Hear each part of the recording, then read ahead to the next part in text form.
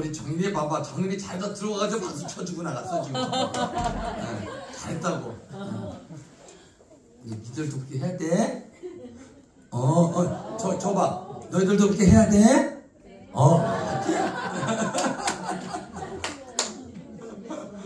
흘러가지고 많이 우리 저 박현은 집사님 저 손주하고 저기 우리 집사람 저 쟤들 좀 박수 치고 하는 거 같아요. 네, 감사합니다. 이게 우리 교회 쟤들이 그만큼 마음이 자유로운 거예요. 저렇게 표현을 잘하고 한다는 것 자체가요 경직되지 않다는 걸 말하는 거예요. 무슨 말인지 아시죠? 이제 아까 보니까 내가 주보에 설교를 우리 전사님으로 바꿔놨어야 되는데 내가 안 바꿨더라고. 그래서 기도도 내 기도를 했더라고. 네, 오늘 마지막 주일입니다. 마지막 주일이라 마지막 주일 오후 찬양 예배는 우리 전사님 나오셔서 말씀 선포합니다. 예, 성령 충만함이라는 말씀을 가지고 선포할 때 여러분들 은혜 받으십시오. 네. 일로 올라와? 아닙니다.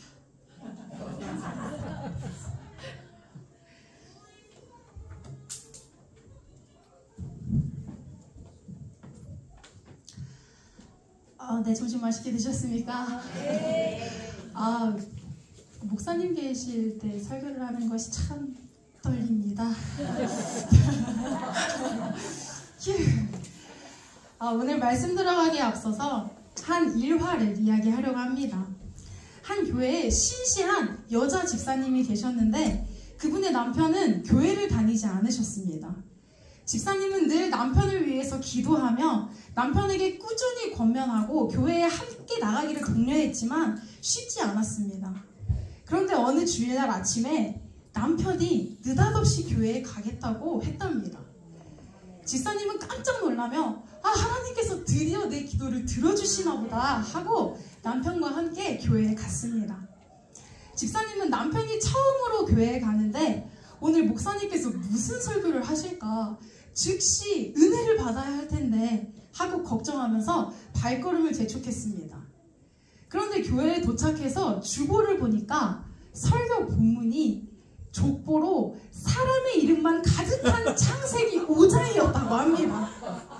그 집사님은 걱정되고 낙심되었지만 여호수아 1장 6절의 말씀이 기억이 났대요. 마음을 강하게 하라, 담대히 하라. 이 말씀으로 스스로를 위로하며 기도하는 마음으로 예배했습니다. 그런데 예배 후에 남편이 이렇게 이야기했다고 합니다. 여보, 교회에 등록할게. 집사님은 너무 기쁜 마음으로 집에 돌아와서 음식을 잘 차려서 남편에게 대접하며 어떤 말씀을 들었기에 교회 등록을 결심했냐고 물었습니다. 그러자 남편이 대답했습니다. 오늘 성경 보니까 대체로 많이 살기는 했는데 아무개도 죽었더라, 아무개도 죽었더라 하는 말씀을 듣는 순간 너도 죽어 하는 음성이 들리더라고. 나는 아직 죽을 준비가 되지 않았는데 말이야. 그래서 이제 내게도 구세주가 필요하다는 것을 깨달아서 믿기로 작정하고 등록했어. 그리스도인의 정체성이 무엇입니까? 예수님께로부터 십자가 구원의 진리를 배워서 인생의 가치관을 세우고 복음 전도의 세계관을 바르게 깨우쳐 의미 있고 복되게 살겠다는 사람들입니다. 쉽게 말하면 무엇보다 예수님을 따라 살겠다는 사람들입니다. 진정 예수님을 믿는 사람은 성령으로 말미암아 새롭게 된 사람입니다. 이 사람의 특징은 믿음으로 살아간다는 것입니다. 하나님께서 허락하신 믿음을 가지고 성령이 늘 함께 하신다는 약속이 하나님의 말씀인 것을 믿으면 세밀한 중에 말씀하시는 하나님의 음성도 들을 수 있게 됩니다. 설교 말씀을 들으며 내게 주시는 하나님의 말씀을 들을 수 있게 됩니다. 성령으로 새롭게 되어 순간순간 주님의 음성을 들으며 그 말씀을 따라 살아가는 사람을 그리스도인, 예수님을 믿는 사람이라고 합니다. 그리고 이런 사람이 성령 충만한 사람입니다. 성령 충만한 사람이 될 때 예수님을 그리스도, 주로 고백할 뿐 아니라 더 나아가 그리스도의 영에 이끌리어 살아가게 됩니다. 성령님께서 나와 함께 있을 때 이제 내가 그리스도 안에 있음을 알게 됩니다. 이런 사람이 바로 그리스도인입니다. 본문에는 예수님의 제자이자 대표적인 그리스도인인 베드로와 요한이 나옵니다. 그들은 유대인들의 종교와 정치를 관장하는 최고 의결기관인 산헤드린 공의회 앞에 섰습니다. 산헤드린 공의회는 사람을 살리고 죽이는 권한을 가지고 있다고 해도 과언이 아닙니다. 그들은 사형 집행권이 없음에도 불구하고 빌라도의 손을 의지해서 예수님이 사형 선고를 받게 했습니다. 산헤드린 공의회 앞에서 예수님이 재판받으실 때는 뒷전에서 벌벌 떨다가 예수님을 3번이나 모른다고 했던 베드로가 요한과 함께 그 현장에 서 있는 것입니다. 그러나 오늘 그들의 모습은 이전과는 확실히 다르게 담대하고 용기가 있습니다. 본문 8절 말씀은 그들의 용기의 근원을 성령 충만이라고 표현하고 있습니다. 오늘의 본문인 사도행전 4절 19절을 함께 읽도록 하겠습니다. 함께 읽겠습니다. 시작! 베드로와 요한이 대답하여 이르되 하나님께서 너희의 말을 듣는 것이 하나님의 말씀을 듣는 것보다 옳은가 판단하라. 우리는 보고 들은 것을 말하지 아니할 수 없다 하니. 아멘. 그들은 자신들을 다그치던 특별히 예수의 이름으로 말하지도 말고 가르치지도 말라라는 산헤드린 공의회 경고와 협박에도 담대하게 믿음을 선포합니다. 혹시 보셨을지 모르겠지만 TV 프로그램 중에 일어나는 순간부터 잠에 드는 순간까지의 하루 일상을 관찰 카메라로 보여주는 프로그램들이 있습니다. 관찰 카메라에 담은 나의 하루 일상을 여러 명이 둘러앉아서 지켜보며 이런저런 이야기를 나눕니다. 왜 저렇게 행동하는 거야? 이해할 수가 없네? 뭐 이런 멘트부터 시작해서 저거는 정말 좋은 습관이다. 나 따라해봐야겠다. 와, 저거 진짜 맛있게 먹는다. 나도 먹어봐야지. 이런 멘트들을 나눕니다. 그래서 저도 그 TV 프로그램에 나가는 상상을 한번 해봤습니다. 내 하루 일상을 보며 사람들이 어떤 이야기를 나눌까? 그런데 그런 상상을 하는 와중에 문득 궁금증이 생겼습니다. 저 관찰 카메라에 담긴 하루의 일상이 카메라가 없을 때의 모습과 정말 같을까? 였습니다. 제가 만약에 그 프로그램에 나가게 된다면 저는 일찍 일어나서 양치하고 세수하고 눈곱 떼고 머리도 예쁘게 빗고 다시 침대에 들어가서 잘 잤다 이렇게 하면서 하루를 시작할 것 같습니다. 왜냐면 전국에 있는 모든 사람들이 다 보게 되잖아요.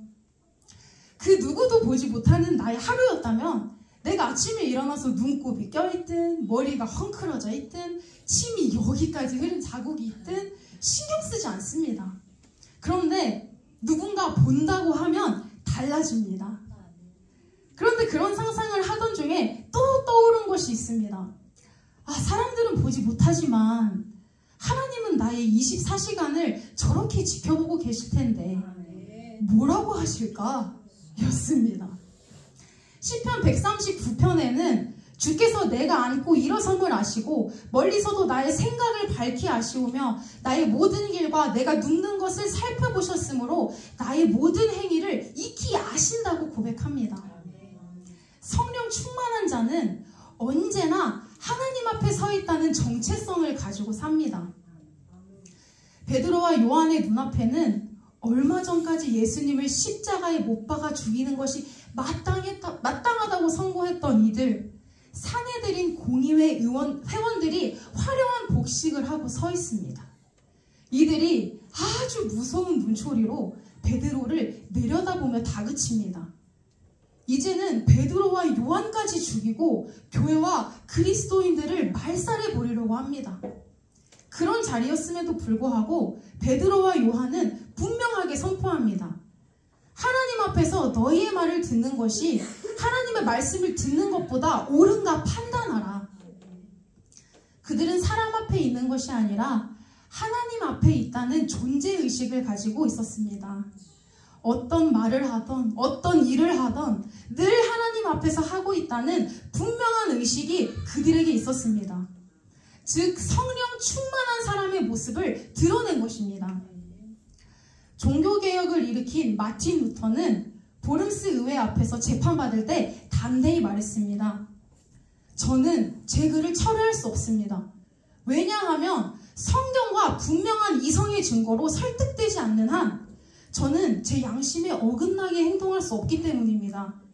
제 양심은 하나님의 말씀에 사로잡혀 있습니다. 그러므로 저는 아무것도 철회할 수 없고 하지도 않겠습니다. 그러면서 하늘을 쳐다보며 한마디 말을 합니다. 하나님이여, 내가 여기 있나이다. 아멘.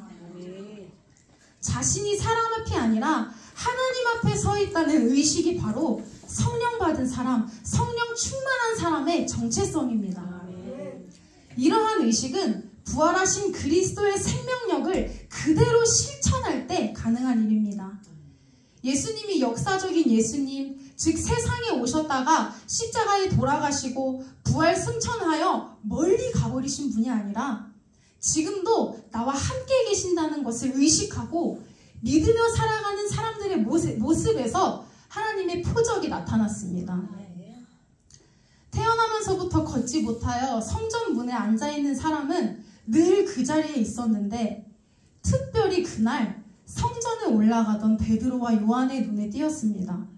그리고 그 순간 그리스도의 영이 그들을 감동시켜서 베드로는 네가 원하는 금과 은은 없으나 내게 있는 나사렛 예수 그리스도의 이름으로 일어나 걸어라 라고 선포하였습니다.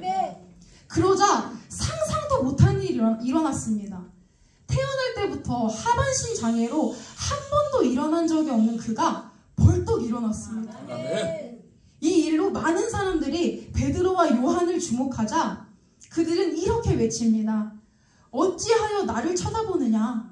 난 아무것도 아니다. 예수님으로 말미암아 난 믿음이 이 사람을 낫게 하였다. 즉 이 일은 예수 그리스도의 영이 자신과 함께 있다는 증거이며 오직 예수 그리스도께서 자신을 통하여 역사하신 것이라고 간증한 것입니다. 이것이 성령 충만한 사람의 겸손한 모습입니다. 내 손으로 하는 일은 없고 오직 예수 그리스도께서 지금도 살아 역사하시어 나를 통해 역사하시는 것뿐임을 의식하면서 순종하는 삶을 살아갑니다. 또한 성령의 충만함을 입은 사람은 주님께서 나를 지명하셨다라는 감격으로 삽니다. 많은 사람들 가운데 어찌하여 나를 선택하시고 사용하시고 나와 함께 역사하십니까? 하필이면 허물 많은 나 같은 사람, 나약한 나 같은 사람, 어지러운 과거가 있는 왜 나 같은 사람입니까? 하며 감격합니다. 사도 바울은 고백합니다. 나는 예수님을 핍박하고 교회를 핍박하던 사람이다. 죄인 중에 괴수지만 내가 직분을 받은 것은 하나님께서 나를 충성되이 여기셨기 때문이다. 이런 사람에게는 원수가 없습니다. 주님이 나를 용서하셨는데 누구인들 용서하지 못하겠습니까? 바울의 고백대로 보면 내가 하나님과 원수되었을 때 그가 나를 위하여 죽으셨다라고 할 수 있습니다.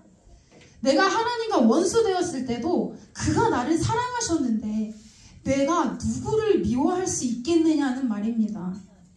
이런 사람이 성령 충만한 사람입니다. 베드로가 사내들인 공의회에서 드러낸 용기는 참으로 가상합니다. 왜냐하면 주변의 모든 사람이 베드로의 과거를 알고 있기 때문입니다. 사실 불과 얼마 전 예수님이 사내들인 공의회에서 재판을 받으실 때 베드로는 예수님을 모른다고 3번씩이나 부인했습니다. 그리고 많은 사람이 그 사실을 알고 있었습니다. 이처럼 베드로는 자신의 부족한 과거를 아는 사람들 앞에서 지금 담대하게 복음을 전하고 있습니다. 제 친구 중에 그런 친구가 있습니다.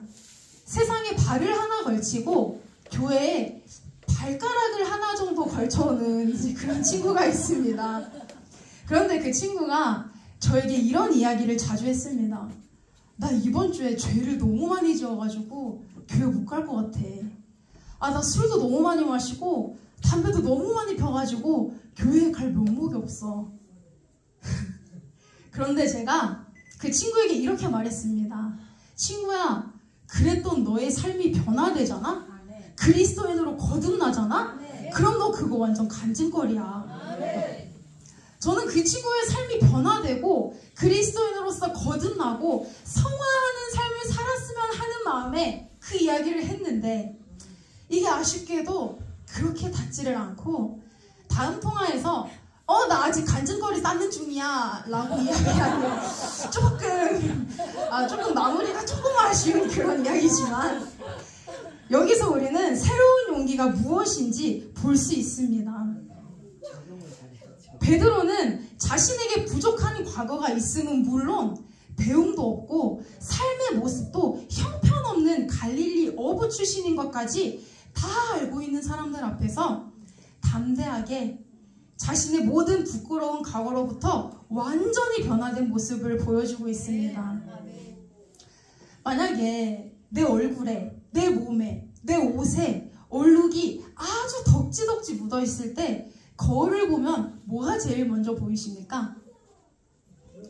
얼룩이 덕지덕지 묻어있을 때 자신의 빛나는 외모부터 보이시나요? 아마 제일 먼저 보이는 것은 얼룩일 것입니다. 우리가 죄를 지으면 얼룩이 생깁니다. 그리고 저는 그 얼룩이 굉장히 취약한 사람이었습니다. 애초에 얼룩이 묻지 않게 하면 되지 않느냐라고 하지만 저는 죄인이기에 죄의 얼룩이 묻지 않을 수가 없는 사람입니다.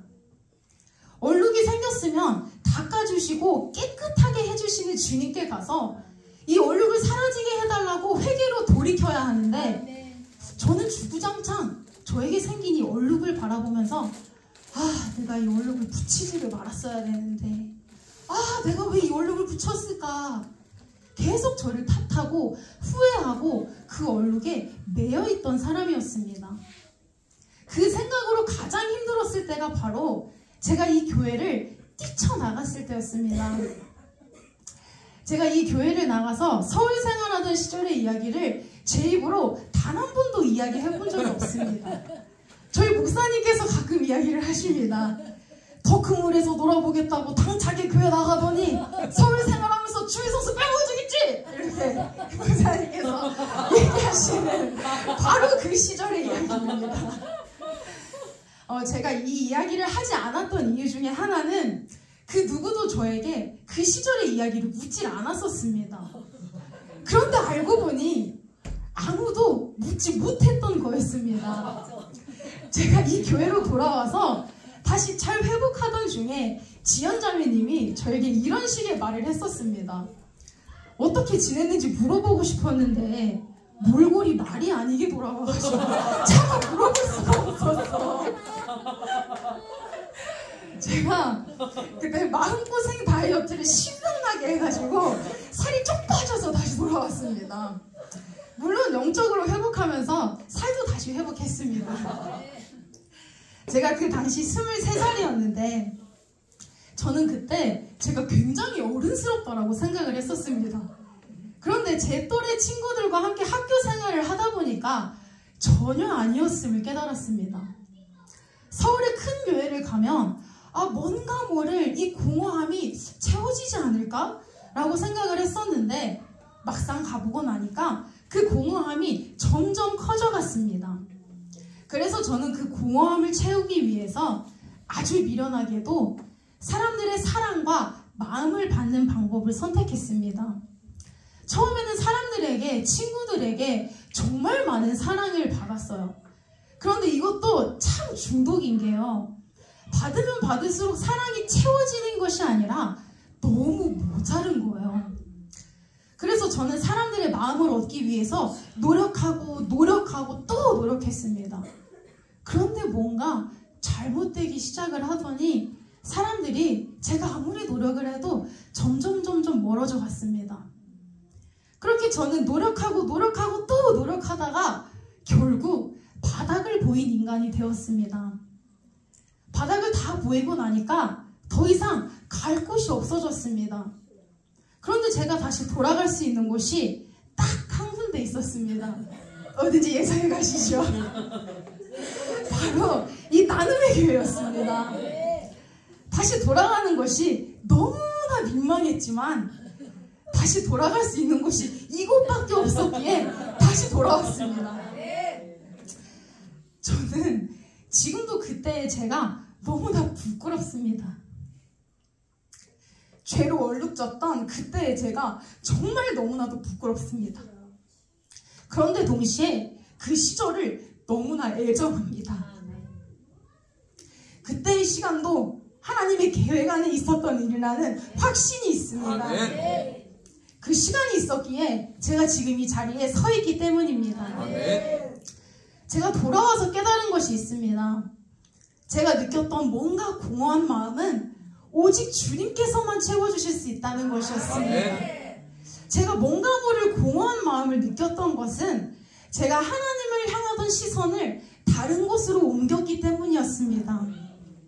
하나님이 아닌 다른 곳에서부터 공허함을 채우려고 하니 점점 커져가는 것이었습니다. 그 공허함은 오직 주님께서만 채우실 수 있습니다.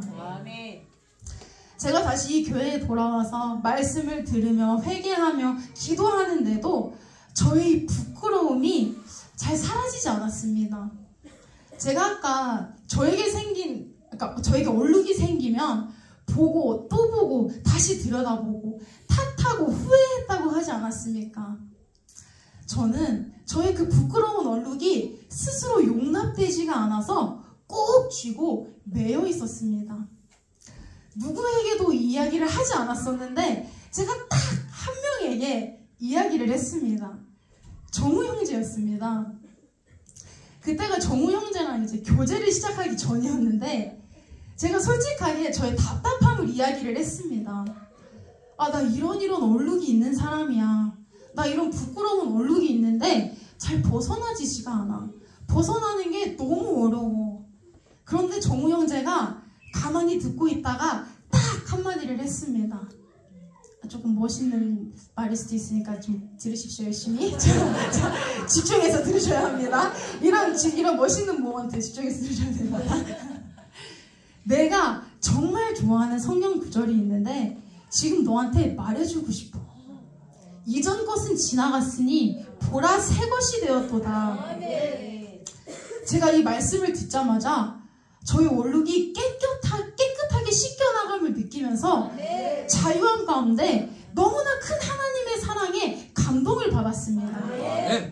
그리고 저의 이야기를 묵묵히 듣고 그 말씀을 이야기해준 정우 형제에게도 마음이 뿅 하고 열려가지고 결혼까지 하게 되었습니다. 아, 행복합니다. 베드로에게도 부족하고 부끄러운 과거가 있었습니다. 그리고 사람들이 그 부족함과 부끄러움을 다 알고 있었습니다. 하지만 자신의 모든 부끄러운 과거로부터 이전 것은 지나갔으니 보라 새 것이 되었도다. 완전히 변화된 모습을 보여주고 있는 것입니다. 과거가 아무리 나의 발목을 잡아도 지난날에 내가 누구였는지 상관하지 않을 수 있는 용기가 있습니다. 베드로가 성령 충만함으로 주님이 나를 쓰신다, 주님이 나와 함께 하신다 라는 이 한 가지를 분명하게 붙들자 자신의 과거로부터 완전히 자유로워지는 놀라운 일이 벌어진 것입니다. 주님이 나를 쓰십니다. 주님이 나와 함께 하십니다. 믿으십니까? 죄에서 자유로워지고 싶으십니까? 성령 충만함을 받고 싶으십니까? 답이 있습니다. 회개하십시오. 하나님과의 관계를 회복하십시오.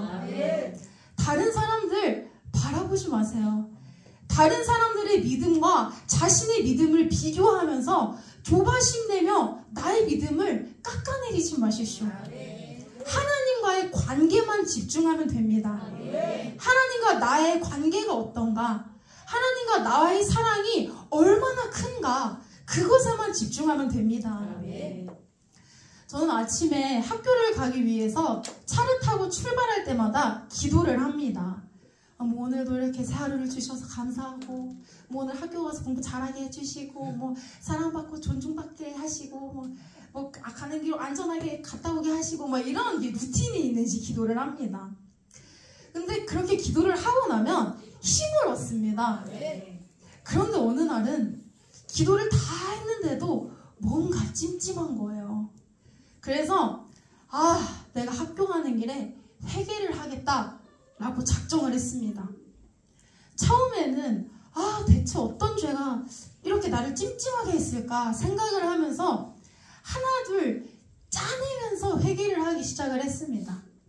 그랬더니 회개가 줄줄이 소세지처럼 계속 나오기 시작했습니다.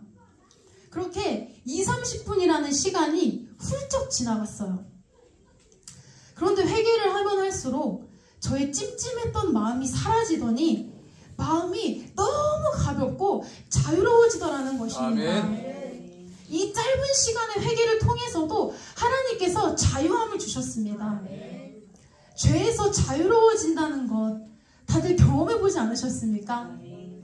이 자유함이 얼마나 좋고 얼마나 행복합니까?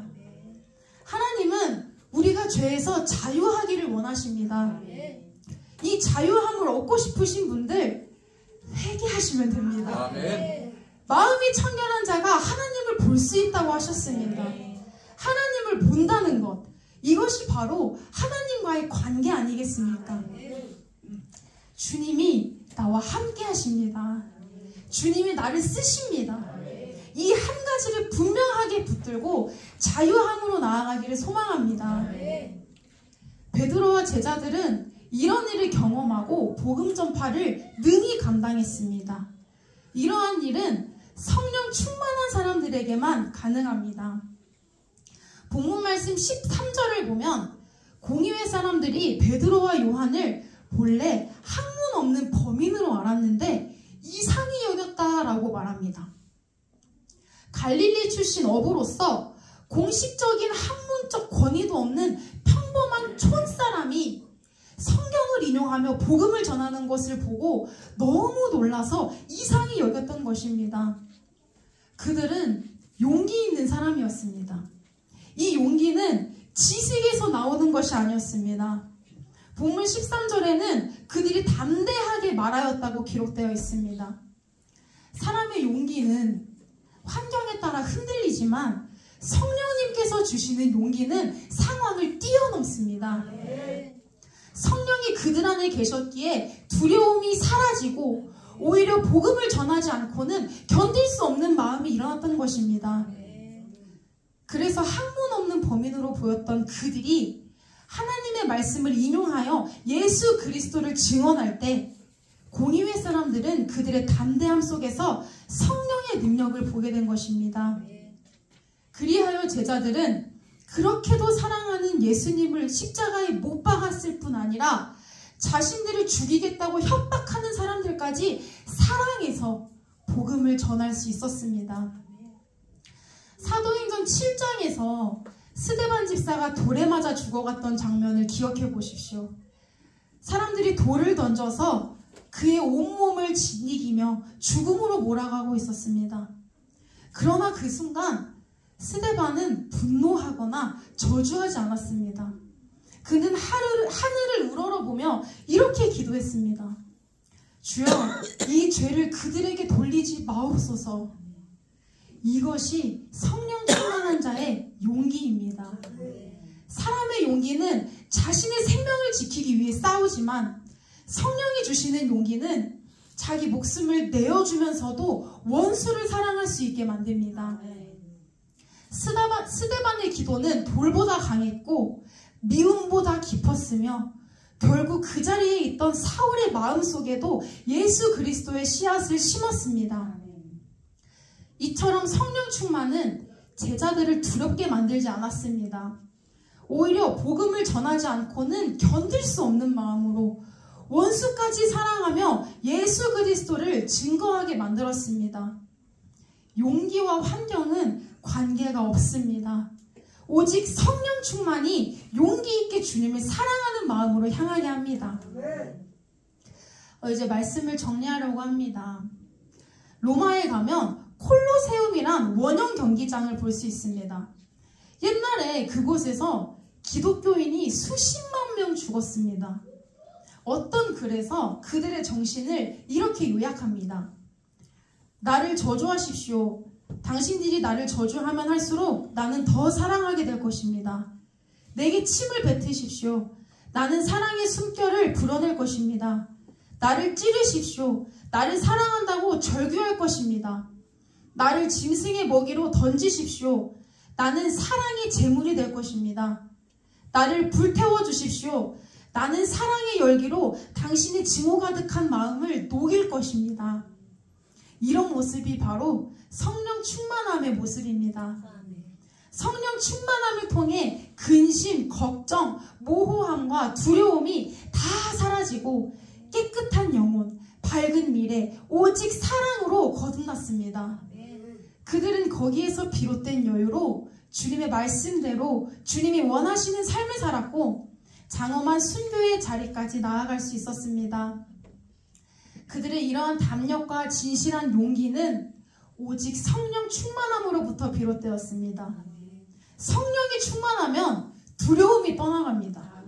성령이 충만하면 미움 대신 사랑이 솟아납니다. 아멘. 절망 대신 소망이 솟아납니다. 아멘. 오늘 우리 안에 그 성령의 불이 다시 타오르기를 바랍니다. 그 불로 세상을 밝히고 주의 사랑을 증거하는 담대한 증인으로 살아갑시다. 성령 충만으로 위대한 용기와 담력이 오늘 우리 가운데에도 충만하게 있기를 소망합니다. 기도하겠습니다. 사랑과 은혜가 풍성하신 하나님 아버지, 오늘 말씀을 통해 성령 충만한 삶이 무엇인지 다시금 깨닫게 하시니 감사합니다. 베드로와 요한이 사람 앞에 아니라 하나님 앞에서 담대히 섰던 것처럼 우리도 사람을 두려워하지 않고 하나님만 경외하는 믿음의 사람이 되게 하여 주시옵소서. 우리의 지난날의 부끄러움이 주님 안에서 간증이 되게 하시고 우리의 상처가 하나님의 사랑을 전하는 통로가 되게 하여 주시옵소서. 성령의 불로 다시 일어나게 하시고 우리 가정과 교회와 이 땅 위에 새로운 부흥의 바람을 불어넣어 주시옵소서. 우리 모두를 성령의 사람으로 세워 주시옵소서.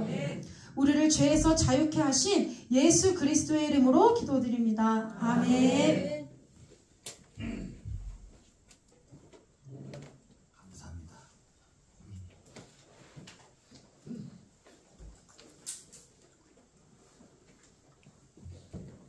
우리나라의 여러분들 그 대중가에서도 아픈 만큼 성숙해진다는 대중가요 가사에 되어 있습니다.